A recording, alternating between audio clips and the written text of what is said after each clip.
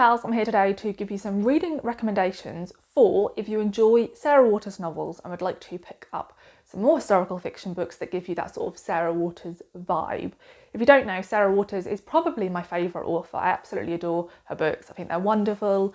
Her historical research and sort of level of detail is like second to none in my opinion. Absolutely love her books. I really like the slow pace and how, like I said, just descriptive they are. You can really get a sense for like the decor and the clothing and the like diets of the time period that she's evoking. And I love all the relationships within her novels. I just think she's absolutely fabulous. And whenever I pick historical fiction up, particularly historical fiction that is set in the UK, which is where all of Sarah Waters' books are set, they're all set in England, I'm always sort of wondering if they'll get close to the heights of Sarah Waters for me.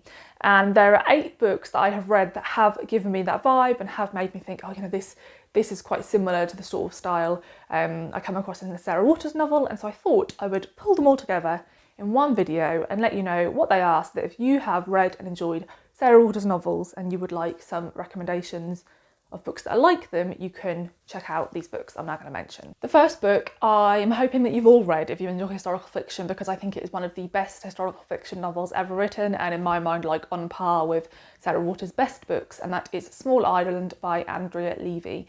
I read this book I think when I was around 17, and then I reread it last year on audio. The audiobook is absolutely phenomenal. It's narrated by the author and there are 4 different characters in this book with like 3 different accents, and she does all of them to perfection.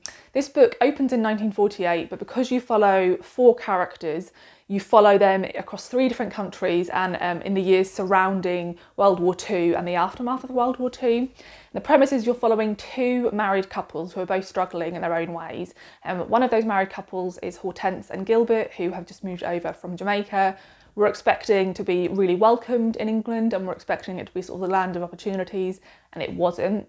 And then you're also following Queenie, whose husband has not come back from the war, and because of that she's had to start opening her house to boarders, some of those boarders being Gilbert and Queenie. And yeah, you follow the struggles of these characters, how they're all trying to make their way in the world.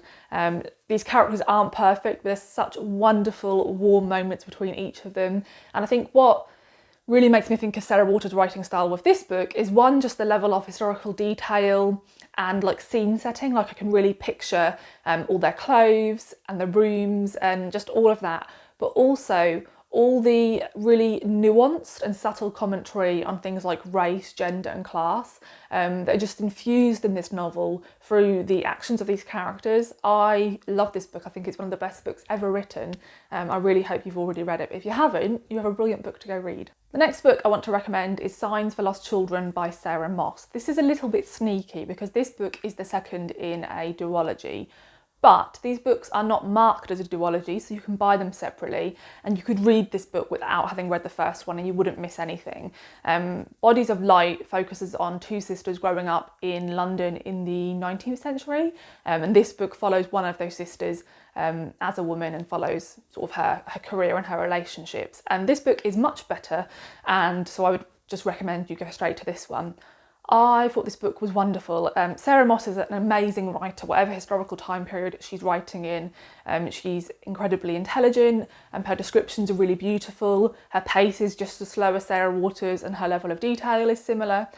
And this was just a complete joy to read. This reminds me of elements of Fingersmith, because the premise of this book is you are following a married couple who are starting their life anew in Falmouth. The husband is sent over to Japan because he specialises in, I think, Japanese art. And so he's over there and you're reading, I think, his letters home. And then his wife stays in Falmouth, and she's one of the first graduated women doctors, and she's working in a psychiatric unit for women, which is something that is a big theme of Fingersmith by Sarah Waters.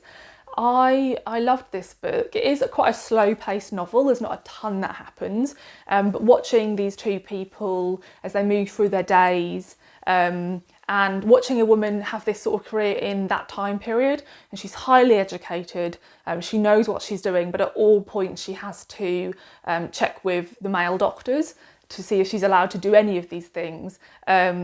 And these decisions are being made about women, and a woman isn't allowed to make them. I think she really writes brilliantly about that time period, and I just love her writing style, so I'd highly recommend this one. The next book shares similar themes with the previous book, and that is The Pull of the Stars by Emma Donoghue. I listened to this on audio and absolutely loved the audio version, so definitely recommend going that route. This is set in 1918 in a hospital in Dublin, around the time of what we now know as the Great Flu, and we are following a woman who is what we would now know as a midwife. I think at the time she was classed as a nurse, and she is running an incredibly understaffed maternity ward where all of the women also have the flu, and so they're being kept away from other women in the hospital who don't have it. And yeah, you sort of follow them over the course of, I think, maybe a week or less as she goes about her day-to-day business. Now, I have a bit of a weak stomach for sort of gore and stuff like that. I've been known to faint in my time, but I managed okay with this book, although I will highlight that it is pretty gory, and it is not a book I would want to read if I was planning on giving birth anytime soon. So just a little note there. I loved this book. Again, the discussions of how limited female physicians were at the time in the decisions they could make, how awful some of the decisions being made on the behalf of women in the medical world were at the time, and the sort of circumstances they had to work under. All of these women on this ward are so memorable. You're so desperate, you know, it's life or death. You're so desperate for these women to survive. The commentary on the poverty at the time, and the differences between class, and how all of these people are forced to be together on this ward in this really confined space. I really love this one. I highly recommend it. And I don't think I'm recommending many novels here that are set across such a short space of time, so I think it's quite unique in that regard. So it does feel very sort of slice of life, although, you know, quite an extreme situation. But you do get things like, you know, the nurse's notes that I have to do this check at this time, and then she does it a couple of hours later, and she's sort of relaying all that to you. So yeah, I loved this one and would really recommend it. Then one I think a lot of you will have read because it was really popular when it came out is The Essex Serpent by Sarah Perry. This is one of my favourite books. I think it's absolutely wonderful, and this is a Victorian novel that is set predominantly in Essex but also has some scenes set in London, and we follow a group of characters, but predominantly we are following a woman who goes to a small village in Essex because there have been rumours of there being this serpent type creature. And she is really interested in archaeology, and she's interested to find out if this creature could be real. So you're following what's happening in this small village. Like, for example, lots of the girls at school are starting to have these sort of seizures, and they think that could be something to do with the serpent, and there's this sort of mass hysteria taking over this village.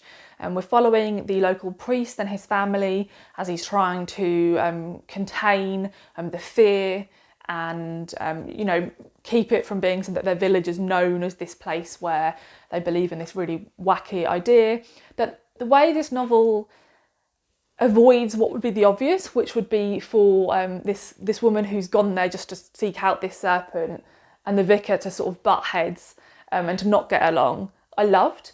Instead, they are both really intellectually curious people, and because of that they sort of build this relationship which has sort of devastating consequences. The writing style is absolutely beautiful in this book. Always remember there's a scene where you're in a forest and a character sort of looks up at the trees overhead, and it's described as the trees looking like the ceiling of a cathedral because of the way all the branches stretch to reach one another. And I just thought it was absolutely beautiful. And again, the level of historical detail in this novel is like absolutely amazing. I'd be really surprised if you enjoy Sarah Waters and don't enjoy this novel as well. And the next novel I'm going to recommend is This Lovely City by Louise Hare. I really enjoyed this one, and this one has an element of sort of a crime, sort of a mystery unfolding, which I think was really well done. This is set in London in the 1950s. We're predominantly following a black man who came over on the Windrush ships from Jamaica, and he is a postman, and he's on his morning route and he's cutting through a park, and a white woman approaches him because she's found what looks like a baby in the pond, and he helps her pull this baby out. The baby is already dead, but the baby is mixed race, and so because he's at the sort of scene of the crime, he is immediately accused of possibly being this baby's father and trying to get rid of it, and so he becomes under investigation. Throughout this novel, you sort of change in time periods, so you go back a few years to when he originally came over to London and sort of started his job. He's also a jazz musician, and so you sort of follow his story with his group of friends where he does that. He's also falling in love with a young mixed race woman who is on his postal delivery route, and he makes certain decisions in order to try and save money to be able to propose to her. So you sort of watch the lives of this cast of characters that are really dictated by racial prejudices of the time and also by poverty and by class distinctions. And yeah, I thought this was so well written. I really liked the way the mystery unfolded. I really liked the way this pulled together, and I thought there were really great discussions about the different prejudices people could have, even for example the prejudices that the white mother of the mixed race woman holds. I thought they were really brilliantly discussed, and I really enjoyed this novel. This next novel is also set in the 1950s in London, although this is set in what were at the time sort of outer suburbs of London. We're following a middle-aged woman who lives with her mother quite unhappily, and she is a journalist and only really gets to write on sort of like women's topics like gardening and cooking. And she's contacted about what sounds like a really interesting story from a woman who is claiming that her daughter is a child of immaculate conception, and her husband is agreeing with her and saying yes, that is the case, like she's not my daughter. And so she starts to investigate this case, and this was a real case that was sort of published at the time in papers, and yeah, we follow her story as she investigates this case. This book is very slice of life. Yes, there is a mystery, yes, you do find out what happens, but it doesn't really feel like that's the core of the novel. What is more the core of the novel is our protagonist's sort of unhappiness with her life and how she just feels like day runs into day and nothing interesting happens, and she's filled with this sort of empty loneliness, and how when she meets this family, she meets the wife and the husband and the young daughter, she becomes enamoured with all three of them in really different ways, and they sort of pull her into their life and they won't let her go. They keep inviting her round, and it's about how as she dives deeper into the case, she gets more and more sort of embedded in this family and like what happens because of that. So yeah, I really enjoyed this one. It is very sad at the end, but it is definitely a book I would recommend that you give a go. And then we have The Offing by Benjamin Myers. This is another one I listened to on audio. I would highly recommend. It's really, really good on audio. This one is set in the summer following the end of the Second World War, and this one is actually set in Durham, which is in northern England, so not set in London, which is quite unusual for this stack of books I'm talking about. And we're following a 16-year-old boy called Robert, who has decided that before he sort of joins the family trade of being a coal miner in his small village, he's going to go on a walking holiday. And so he takes his backpack and his walking boots, and he's getting jobs along the way in order to get himself like food and board. And he stumbles across this sort of rundown cottage by the sea where a probably middle-aged woman, although he views her as quite elderly, called Dulcie lives with her dog Butters.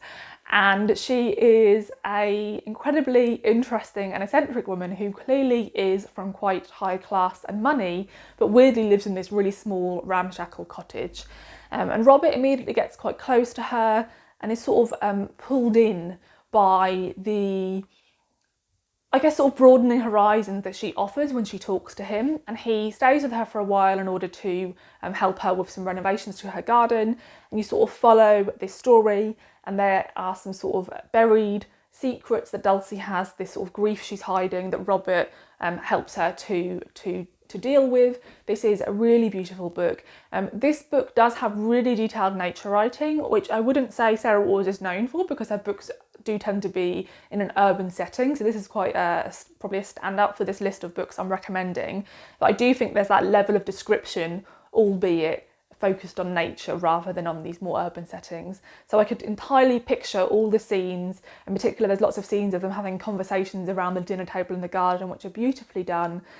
This again is a really great examination of the stereotyping around gender roles and around class at this time, and the options that were available to people based on their gender and class, and how this relationship between these two people from wildly different parts of society allows both of them to sort of consider life really differently. So yeah, I really love this one. This book has a lot of heart, and yeah, I think it has the same level of sort of intellectual discussions and description that Sarah Waters' novels have. And finally, a book that I really need to reread, because I read it the year it came out, which was quite a few years ago now, and I loved it. I remember thinking at the time this is as close to a Sarah Waters novel as I've ever read, and that is The Fair Fight by Anna Freeman. This book was such fun to read and really makes me think of books like Tipping the Velvet and Fingersmith, and that it is quite plotty. There are scenes where it's really tense and you don't know what's going to happen, and it gets quite dramatic. So it really made me think of those two novels. This book is set in 18th century Bristol, and both the front cover and the blurb make you think this is much more focused on women boxing than it actually is. And I think that probably was a detriment to the book when it came out, because I know a lot of the reviews were people saying, oh, I was really looking forward to a book about female boxers, which this book isn't really. So that's just an FYI. What this book is about is we follow a woman called Ruth, or a girl at the start. She's been raised in a brothel by her mother, and she thinks that's what she'll grow up to do, to carry on living in this brothel, when a wealthy man sees her having a street fight, basically, and he hires her to be a female boxer, which was very rare at the time. She meets a man who is also a boxer and marries him. You sort of follow their story, and then she is sidelined by the man who pays them in order to focus on Tom, which is why the boxing is much more focused on Tom's boxing. But when she's sidelined, she becomes friendly with her boss's wife, Charlotte. And Charlotte is really hidden away because she has smallpox scars from when she was a child. And she has this really odd relationship with her brother. And that's all I really want to say. So you follow these characters, you get different perspectives, which is something I love. There's all these secrets are revealed, and you sort of build up to this quite dramatic finale. I really love the relationships that were developed in this novel. Again, lots of discussions of class and gender, and the opportunities people had at the time because of their class and gender. Yeah, this is a really great book. Lots of reveals, and I 100% need to reread this in the next couple of months. So those are the 8 novels I would recommend you read if you haven't already, and if you enjoy Sarah Waters' books. I would love to know if you've read any of them already, and if so, what you thought of them. Of course, also, if you have any recommendations that you think fit this category, do put them down below. There's a chance I have read them and didn't enjoy them as much as you, or like they didn't make me think of Sarah Waters, but there's also a chance that I haven't read them. So do please feel free to recommend them down below. Thanks for watching. See you in the next video. Bye.